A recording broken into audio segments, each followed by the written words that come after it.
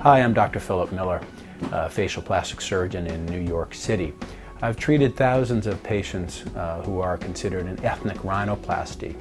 Those would be patients of Asian, Latino, Middle Eastern, and Afro-American descent, all of whom have rather specific characteristics which distinguish themselves from the typical Caucasian nose.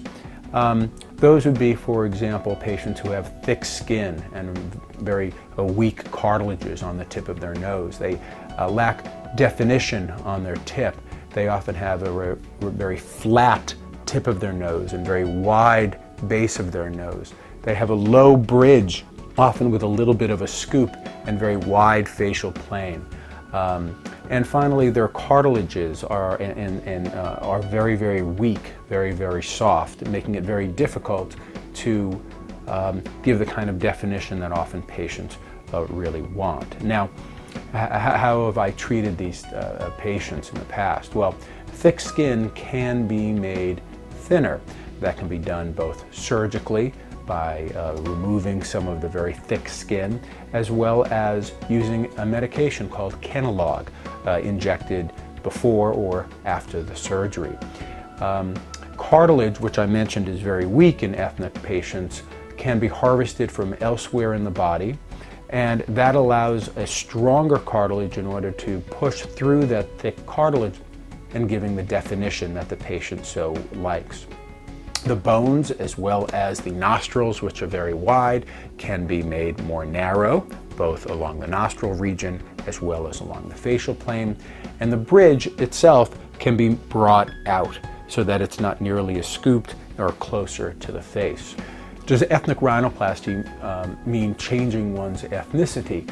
And no, I believe the idea is to allow the nose to blend inconspicuously with the rest of the face while maintaining one's natural ethnic appearance.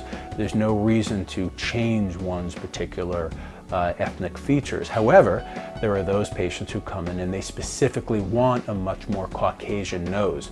And while that can be achieved, it can be achieved to a certain degree. There are certainly limitations to what can be done, and that's primarily based on one's skin thickness, which prevents a kind of definition and contour that is more characteristic of a Caucasian rhinoplasty. Will an external incision be placed, and will I have scars?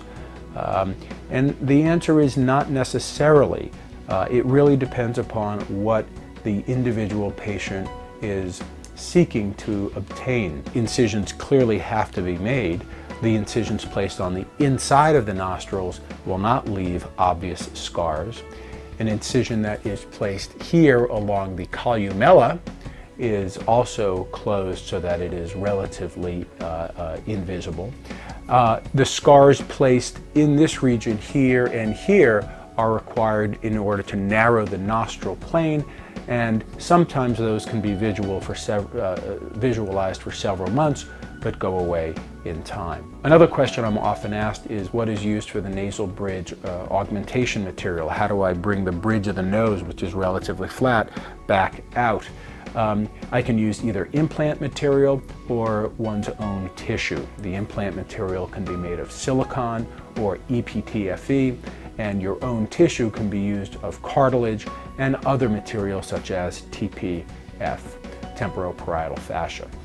These are some of the many questions that are asked of me and my staff for treating ethnic patients, ethnic rhinoplasty patients. I encourage you to read more on my website, as well as give our office a call so that we may be able to answer your specific questions.